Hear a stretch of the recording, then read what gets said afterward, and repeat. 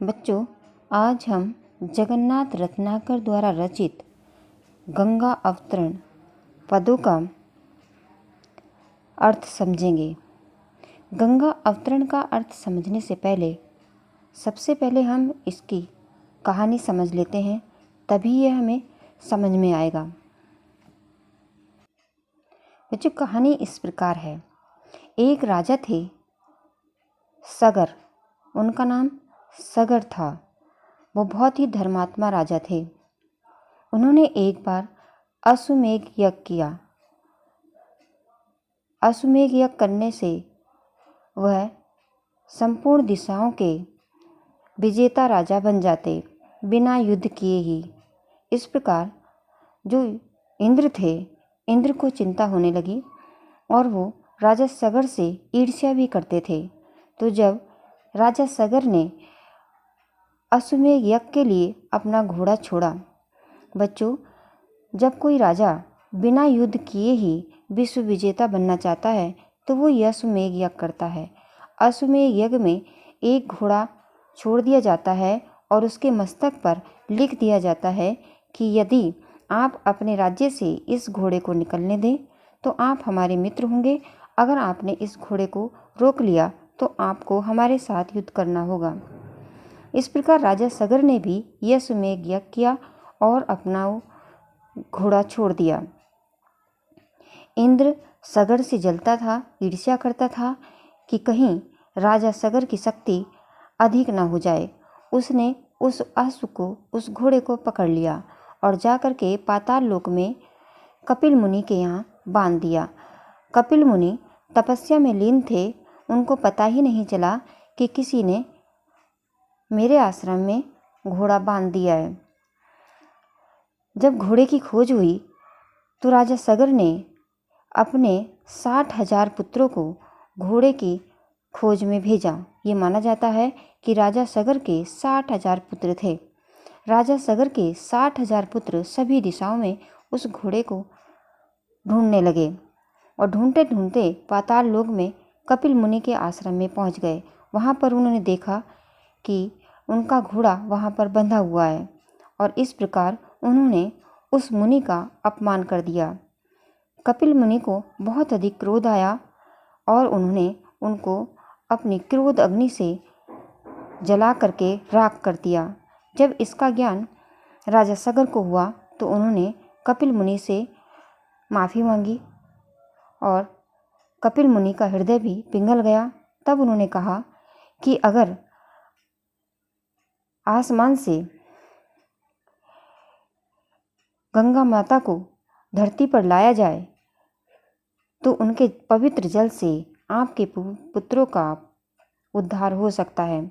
इस प्रकार राजा सगर के पुत्रों ने बहुत अधिक तपस्या की, लेकिन उसका उद्धार न कर सके। फिर राजा भगीरथ ने बहुत अधिक तपस्या की और वो गंगा को आसमान से धरती पर उतारने में सफल हो गए। पर समस्या ये थी कि इतने वेग से जब गंगा धरती पर आएंगी तो उनके वेग से हो सकता है धरती फट जाए। तब उन्होंने भगवान शिव की आराधना की और भगवान शिव ने गंगा के वेग को अपनी जटाओं में धारण करने का वचन दिया। जब गंगा ऊपर से उतरी तो ऊपर से उतरते हुए शिव के सिर में रुकी और वहाँ से उनका जल नीचे धरती पर गिरा। इस तरह से जब धरती पर गंगा उतर रही हैं, उसी का वर्णन इस पाठ में जगन्नाथ रत्नाकर जी ने गंगा के उतरने का बहुत ही सुंदर चित्रण इस गंगा अवतरण में किया है। निक्सी कमंडल ते उमंडी नवमंडल खंडती, धाई धार अपार वेग सो वायु विहंडती, भयो घोर अति शब्द धमक सो ध्रुवन तरजे, महामेघ मिली मनहु एक संगी सब गरजे। विहंगटित का अर्थ है खंडित करती हुई, नष्ट करती हुई। तर्जे का अर्थ है भयभीत हुए। महामेघ का अर्थ है प्रलयकालीन मेघ। दरेर का अर्थ है धक्का। घहरावती का अर्थ है घनघोर शब्द करती हुई। काटती कावा का अर्थ है चक्कर खाती हुई। कवि ने ब्रह्मा जी के कमंडल से अपार वेग के साथ निकलती गंगा का ओजपूर्ण वर्णन किया है। ये माना जाता है कि ब्रह्मा जी के कमंडल से निकलकर ही गंगा धरती पर आई थी। तो जब ब्रह्मा जी के कमंडल से निकलकर गंगा धरती पर आ रही हैं तो उनका वेग किस तरह से है। ब्रह्मा के कमंडल से निकलकर गंगा की धारा बड़े ही उल्लास उद्वेग के साथ उमड़कर आकाश मंडल को चीरती हुई, वायु को विखंडित करती हुई तीव्र वेग के साथ दौड़ी चली। भयो घोर अतिशब्द धमक सो त्रिभुवन तरजे, महामेघ मिली मनहु एक संगी सब गरजे। गंगा के उतरने का वेग इतना प्रचंड था कि मानो प्रलय काल के बादल मिलकर एक साथ गरज रहे हों। गंगा की धारा अपनी रगड़ के से पवन रूपी पर्दे को फाड़ती हुई, अर्थात हवा के पर्दे को फाड़ती हुई तथा स्वर्ग लोक के अत्यंत घने बादलों को घिसती हुई, कोलाहल करती हुई, पृथ्वी की ओर चक्कर काटती हुई तथा राजा सगर के पुत्रों के पाप तथा संताप पर चढ़ाई सी करती हुई बहुत ही वेग के साथ आगे बढ़ी। यहाँ पर गंगा का धरती पर अवतरण सगर के पुत्रों को हराने के लिए हुआ था। इसमें कवि ने बड़े ही सुंदर ढंग से इस प्रसंग को अपने छंद में समाविष्ट किया है। इनकी भाषा ब्रजभाषा है, अलंकार रूपक है, उत्प्रेक्षा है, अनुप्रास है, रसवीर है, शब्द शक्ति लक्षणा है, गुण ओज है और छंद रोला है। दूसरा पद है निज दरेर सो पोन पटल फारती फरवावती, सुरपुर के अति सघन घोर घन घसी घरावती, चली धार धुधाकारी धरा दिशि काटती कावा, सगर सुतने के पाप ताप पर बोलती धावा। दरेर का अर्थ है रगड़, पौन पटल का अर्थ है वायु रूपी वस्त्र, कावा का अर्थ है चक्कर, सगर सुतनी राजा सगर के पुत्रों। इन पंक्तियों में कवि ने गंगा की जलधारा का एक दृश्य दिखाया है। वो कहते हैं गंगा की वह तीव्र धारा अपनी रगड़ से वायु रूपी वस्त्र को फाड़ती हुई और फरफराती हुई आकाश में छाए घने बादलों को घिसती हुई, भयंकर कोलाहल करती हुई, तीव्र वेग से चक्कर काटती हुई जब पृथ्वी की ओर आगे बढ़ी तो ऐसा लगा जैसे वे राजा सगर के पुत्रों के पाप रूपी संताप पर धावा बोलने जा रही है। निज दरेर सो पूर्ण पटल फारती फहरावती, सुरपुर के अति सघन घोर घन घसी घरावती। यहाँ पर घोर घन घसी घरावती में अनुप्रास अलंकार है। भाषा ब्रजभाषा है। गंगा अवतरण पृथ्वी पर हुआ। इस संबंध में पौराणिक मान्यता भी है कि राजा सगर के पुत्रों का उद्धार करने के लिए ऐसा हुआ।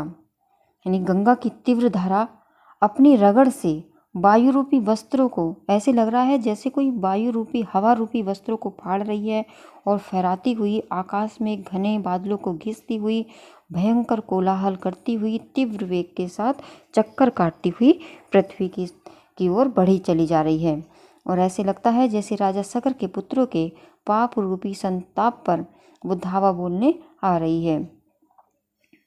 अगला पद है स्वाति घटा गहराती मुक्ति पानी सो पूरी, केंधो आवती झुकती शुभ्र आभा रुचिरूरी, मीन मकर जल ब्यालनी की चल चिलक सुला सुहाई, सो जनु चपला चमचपाती चंचल छवि छाई।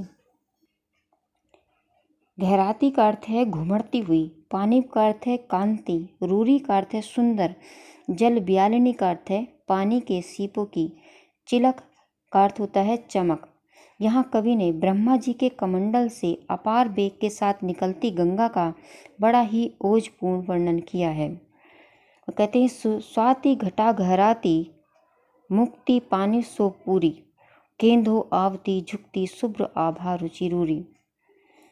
कवि कहते हैं आकाश से धरती पर उतरती हुई गंगा की श्वेत धारा को देखकर ऐसा प्रतीत होता था मानो मोतियों की आभा से परिपूर्ण स्वाति नक्षत्र के मेघों का समूह घुमड़ रहा हो, अर्थात सुंदर श्वेत ज्योति धरती की ओर झुकती हुई चली आ रही हो।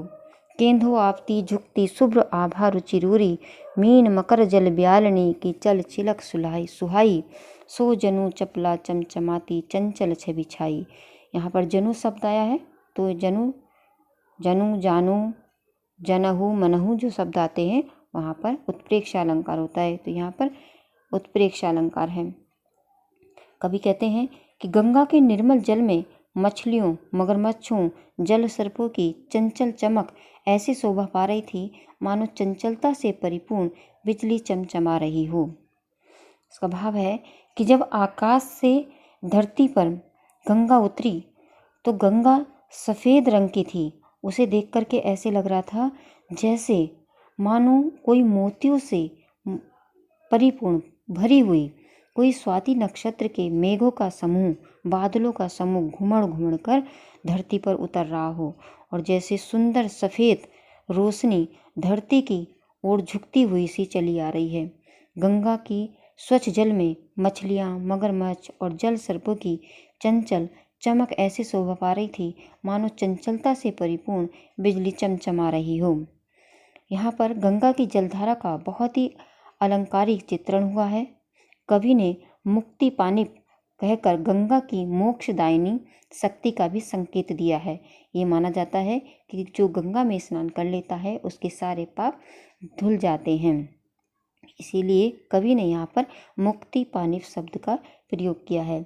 भाषा इसमें ब्रज भाषा है, अलंकार उत्प्रेक्षा है, और श्लेष है, संदेह है, अनुप्रास है, रस शांत और वीर है, गुण ओज है, छंद यहाँ पर रोला है। अगला पद है रुचिर रजतमय के बितान तान्यों अति विस्तर, झरती बूंद सो झिल मिलाती मोतिन की झालर, ताके नीचे राग रंग के ढंग जमाए, सुर वनितनी के वृंद करत आनंद बधाए। रुचिर का अर्थ होता है मनोहर, सुंदर। बितान का अर्थ होता है चंदोबा, चंदोबा अर्थात तंबू। बिस्तर का अर्थ है विस्तृत, विशाल। सुर वनितनी का अर्थ है देवताओं की स्त्रियां, और वृंद का अर्थ है समूह। यहाँ पर कवि ने आकाश से पृथ्वी पर गिरती गंगा की पवित्र धारा की सुंदरता का बहुत ही अच्छा सा वर्णन किया है। कहते हैं रुचिर रजतमय के बितान तानियों अति विस्तर, बितान का अर्थ है तंबू, कि आकाश से पृथ्वी पर अवतरित होती हुई, अर्थात आकाश से पृथ्वी पर नीचे गिरती हुई गंगा की पवित्र धारा ऐसे सुंदर लग रही थी, ऐसे मनोहर लग रही थी, जैसे किसी ने आकाश में कोई अत्यंत विशाल तंबू तान दिया हो। यहाँ पर जब आकाश से सफ़ेद रंग का पानी धरती पर आ रहा है तो ऐसे लग रहा है जैसे आसमान से धरती तक एक सफ़ेद तंबू बांध दिया है। उस धारा से झरती जल की बूंदें ऐसी शोभा पा रही थी, ऐसी सुंदर लग रही थी वो जल की बूंदें, जैसे उस तंबू में लटकती मोतियों की झालरें, मालाएं झिलमिल हो रही हों। ताकि नीचे राग रंग के ढंग जमाए, सुर वनितनी के वृंद करत आनंद बधाए। जैसे उस तंबू में लटकती मोतियों की झालरें झिलमिला रही हूँ, और ऐसे भी लग रहा था जैसे उस तंबू के नीचे देवताओं की स्त्रियों के समूह ने आनंद मनाने के लिए राग रंग के सभी साजो सामान सजा दिए हैं। यहाँ पर कवि का भाव है कि जब आकाश से धरती पर गंगा उतरती हैं तो वो सफ़ेद रंग की होती हैं। उनका जल आकाश और धरती पर मिल रहा है तो ऐसे लग रहा है जैसे धरती से, मतलब आसमान से धरती तक एक सफ़ेद रंग का तंबू तान दिया हो, और जो उनकी छोटी छोटी जो जल की बूंदें हैं वो ऐसे लग रहा है जैसे उस तंबू में लटकते हुए मोती या झालर, और ऐसे भी लग रहा है जैसे उस तंबू के नीचे देवताओं की स्त्रियों ने आनंद मनाने के लिए राग रंग के सभी सामान सजा दिए हैं। यहाँ पर चंदोबे के रूप में गंगा की धारा के वर्णन की कल्पना में कवि की प्रतिभा दर्शनीय है। यहाँ पर भाषा ब्रज भाषा है, शैली प्रबंधात्मक है, अलंकार उपमा एवं अनुप्रास है, रस शांत है, छंद रोला है, गुण प्रसाद है और शब्द शक्ति रोला है। बच्चों यहाँ पर इसने 4 पद हमने पढ़े हैं, चारों में ही रोला पद है। अगर आपकी परीक्षा में रोला पद आता है लिखने को कि रोला पद की परिभाषा या उदाहरण लिखिए, तो आप इनमें से भी रोला पद का उदाहरण लिख सकते हैं। अगर ये लिखा हुआ आता है, गंगा अवतरण का कोई पद पूछा जाता है कि इसमें कौन सा छंद है, तो इसमें रोला छंद है। बच्चों, आज हमने गंगा अवतरण के इस वीडियो में 4 पद पढ़े। क्योंकि वीडियो बहुत बड़ी हो जाती है, इसलिए हम इसका भाग 2, अगले जो पद हैं वो भाग 2 में पढ़ेंगे। आशा है इन सब पदों का अर्थ आप सबको समझ में आया होगा। धन्यवाद।